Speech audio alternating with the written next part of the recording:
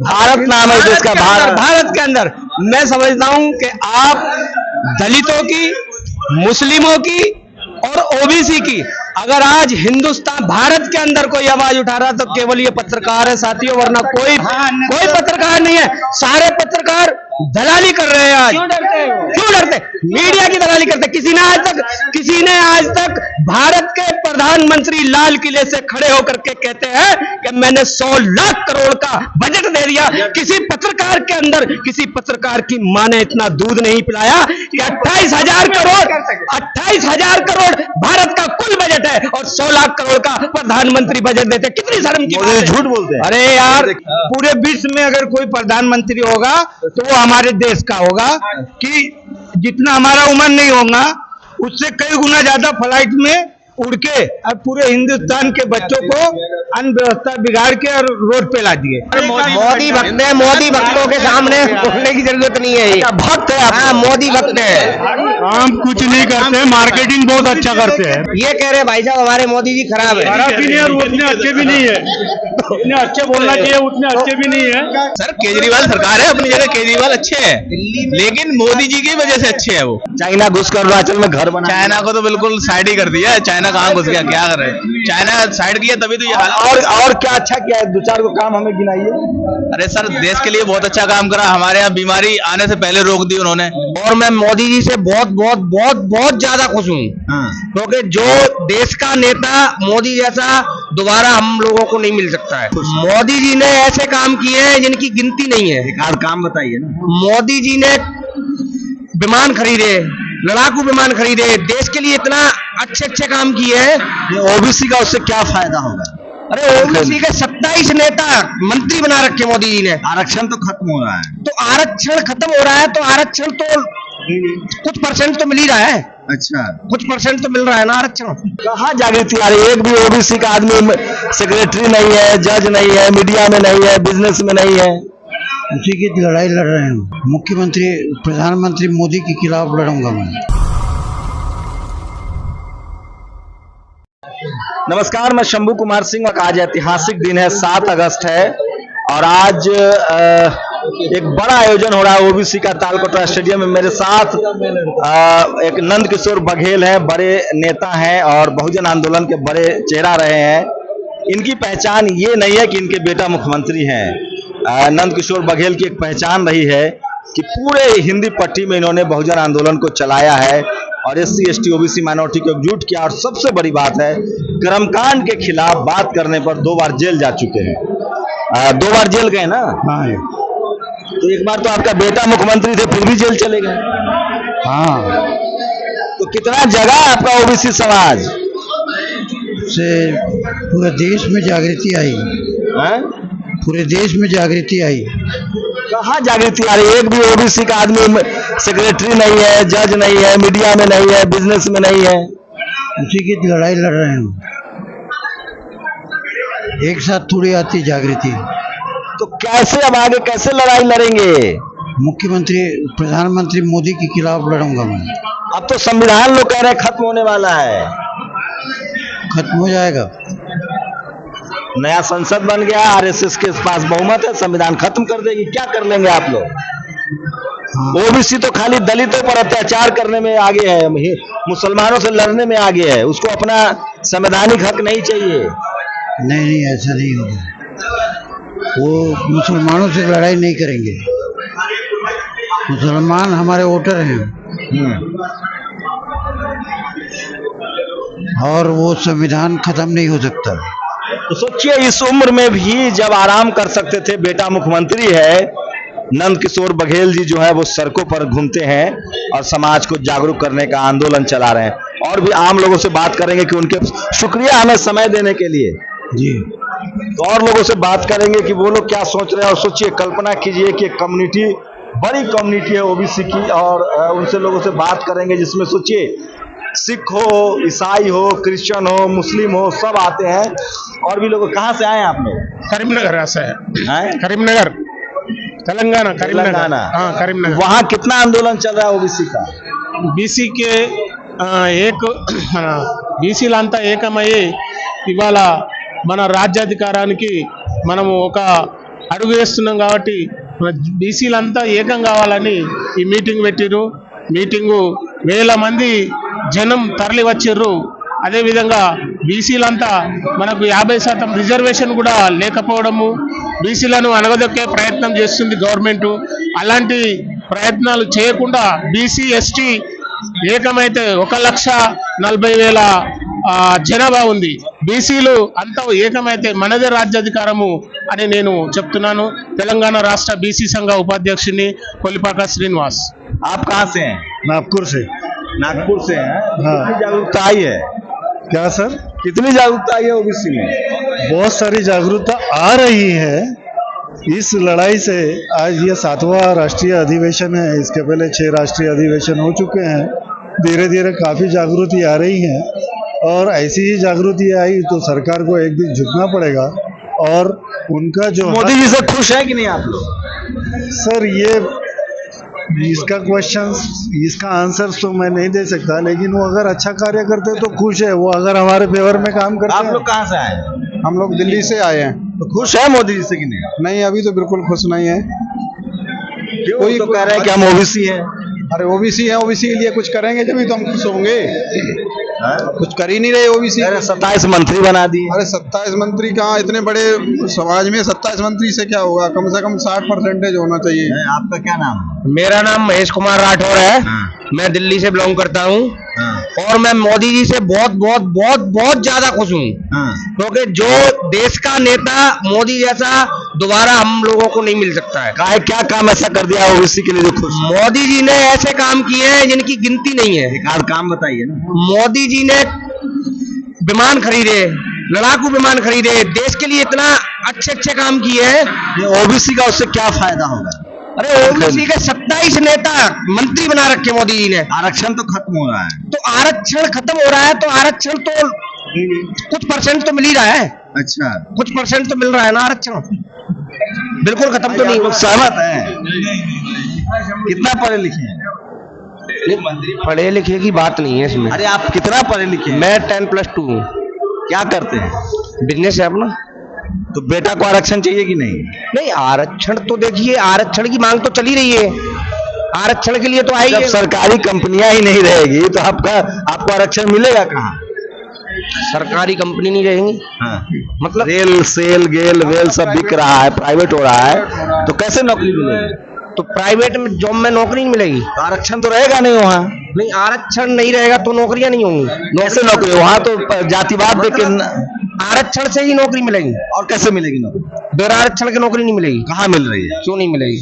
Interview में छाड़ दे रहे हैं SC ST OBC के बच्चे को। अच्छा, जनरल वालों को ले रहे हैं। हाँ, जो पंडित जी बैठे हुए इंटरव्यू देने में वो जाति देख लेते हैं।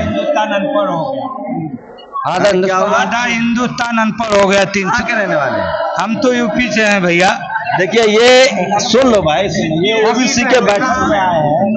यही सामाजिक पिछड़ापन है जिसको अदर बैकवर्ड कास्ट कहा जाता है। शैक्षणिक रूप से, सामाजिक रूप से इतना पिछड़ा हुआ ये समाज है कि उसको अपने दोस्त और दुश्मन की पहचान भी नहीं है।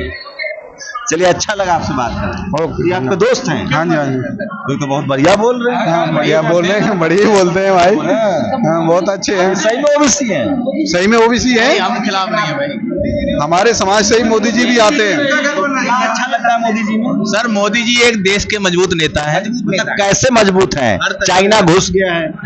चाइना घुस कर अरुणाचल में घर बना। चाइना को तो बिल्कुल साइड ही कर दिया है। चाइना कहाँ घुस गया, क्या कर रहे हैं? चाइना साइड किया तभी तो ये हाल। और क्या अच्छा किया है? 2-4 को काम हमें गिनाइए। अरे सर, देश के लिए बहुत अच्छा काम करा। हमारे यहाँ बीमारी आने से पहले रोक दी उन्होंने। अपने आप को 50 लाख लोग मर गए कोरोना में, बीमारी रोक। मरे कहाँ रहे हैं वहाँ की। और देशों की देखो जाए, और भी देशों को देखा जाए तो यहाँ पर बहुत ही कम हुआ। लोग कहाँ मरा? सर, में सबसे ज्यादा बच्चे हमारे हिंदुस्तान में। सबसे ज्यादा भारत में मरा है आदमी। सबसे ज्यादा मोदी सबसे कम मरा है भारत में, 50 लाख। अरे सर, उत्तर प्रदेश में जाइएगा, गंगा नदी के किनारे जगह नहीं मिली, गंगा ने भी फेंक दिया। दिल्ली में तो केजरीवाल की सरकार है। सर केजरीवाल सरकार है, अपनी जगह केजरीवाल अच्छे हैं, लेकिन मोदी जी की वजह से अच्छे हैं वो। मोदी जी और मोदी जी का कौन कौन काम अच्छा लगता है? मोदी जी के सर एक मजबूती ये है कि देश को मजबूत करे, सबसे बड़ी बात है। अरे क्या मजबूत? अर्थव्यवस्था डूबा हुआ है, महंगाई, पेट्रोल, गैस सिलेंडर 1000 का हो गया, चाइना घुसा हुआ है, देश छोड़ के लोग भाग रहे हैं, कैसे मजबूत हुआ बताओ तो हमें। सर देश मजबूत इसलिए, देखो हम लोग अपने मजबूती काम कर रहे हैं। सेना की नौकरी खत्म हो रही है। सर सेना की नौकरी खत्म नहीं हो रही है, सेना को और भी तरीके से मजबूत किया जा रहा है। कैसे? सेना में भर्ती हो जाए, आपको कोई नौकरी मिले और 4 साल बाद भगा दे तो मजबूत हो जाएंगे। बिल्कुल, क्यों नहीं सर। तो आप क्या बिजनेस करते हैं? मेरा बिजनेस ट्रांसपोर्ट का है। तो 4 साल में बंद कर दोगे? क्यों? 4 साल में बहुत सीख मिलेगी जो हमें बाहर नहीं मिलती है। मोदी जी ने ऐसा अरे भाई साहब, कोई मतलब क्या बोलूं मैं मोदी भक्त है, मोदी भक्तों के सामने बोलने की जरूरत नहीं है। भक्त है? हाँ, मोदी भक्त है।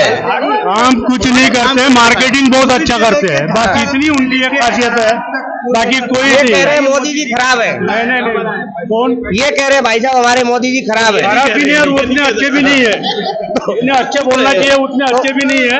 काम है, सवाल पूछना। नहीं, मोदी जी खराब नहीं है, मोदी जी काम कम मजबूत करते है। हैं, भाषण ज्यादा देते क्या काम किया कुछ बताओ तो। देश के प्रधानमंत्री से सीखो, झूठे बोल वचन करना देश के प्रधानमंत्री से सीखो। 15-15 लाख अकाउंट पे आ जाएंगे, देश के प्रधानमंत्री से सीखो। हाँ, क्या कर देते हैं? 15 लाख से मतलब नहीं होता है, जो भी कर रहे हैं देश के लिए अच्छा कर रहे हैं। अरे क्या किया वो तो बताइए। अर्थव्यवस्था खराब हो, पेट्रोल का दाम क्या है? अर्थव्यवस्था का इतना नहीं कह सकते, लेकिन विदेशों में जाके कितनी अच्छी मजबूत इज्जत मिली। क्या इज्जत मिली? हर जगह मान सम्मान मिलता है अपने इंडिया को। पहले कोई इंडिया को पूछता था? अमेरिका में मनमोहन सिंह गए थे, पगड़ी उतरवा के तलाश। अरे वो सुनो तो मेरी बात, रुको सुनो। प्रधानमंत्री जाते हैं और अपने लोगों को खड़ा करवा के पैसा खर्चा करके डंका बजवाते हैं। डंका बजवाते हैं। आप अपने बेटी की शादी में नाच करवा लीजिए पैसा खर्चा करके, तो उससे गांव का क्या भला हो जाएगा। मोदी जी जाते हैं विदेश तो वो पैसा खर्चा करते हैं, भारत से लोग ले जाते हैं, वहां के लोग को जमा करते हैं। आप ओबीसी है ना, आपको क्या फायदा है मोदी जी से, ये बताइए। हमारे को तो फायदा यही है कि हमारा देश का प्रधानमंत्री आज तक ऐसा नहीं मिला जैसा ये है। कैसे? मतलब क्या ऐसा किया है इन्होंने? क्या नहीं किया, सब कुछ किया भाई साहब। अरे एक काम तो बताइए। पेट्रोल सस्ता हो काम, गया, पेट्रोल सस्ता, डीजल महंगा।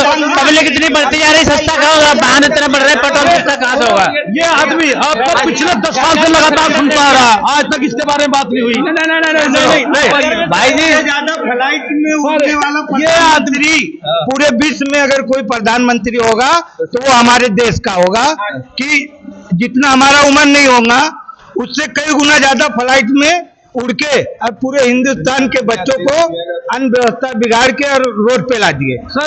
ये आदमी है ना, आपको पिछले 10 साल से सुनता लगा। सिर्फ मैं आपको बधाई देना चाहता हूँ। अगर हिंदुस्तान के अंदर, सुनो, भारत नाम है देश का, भारत के अंदर मैं समझता हूँ कि आप दलितों की, मुस्लिमों की और ओबीसी की अगर आज हिंदुस्तान, भारत के अंदर कोई आवाज उठा रहा तो केवल ये पत्रकार है साथियों, वरना कोई पत्रकार नहीं है। सारे पत्रकार दलाली कर रहे हैं आज। क्यों डरते? मीडिया की दलाली करते। किसी ने आज तक भारत के प्रधानमंत्री लाल किले से खड़े होकर के कहते हैं कि मैंने 100 लाख करोड़ का बजट दे दिया। किसी पत्रकार के अंदर, किसी पत्रकार की मां ने इतना दूध नहीं पिलाया कि 28,000 करोड़ भारत का कुल बजट है और 100 लाख करोड़ का प्रधानमंत्री बजट देते। कितनी शर्म की बात है। झूठ बोलते हैं। अरे यार, बताइए भाई। यार पत्रकार महोदय,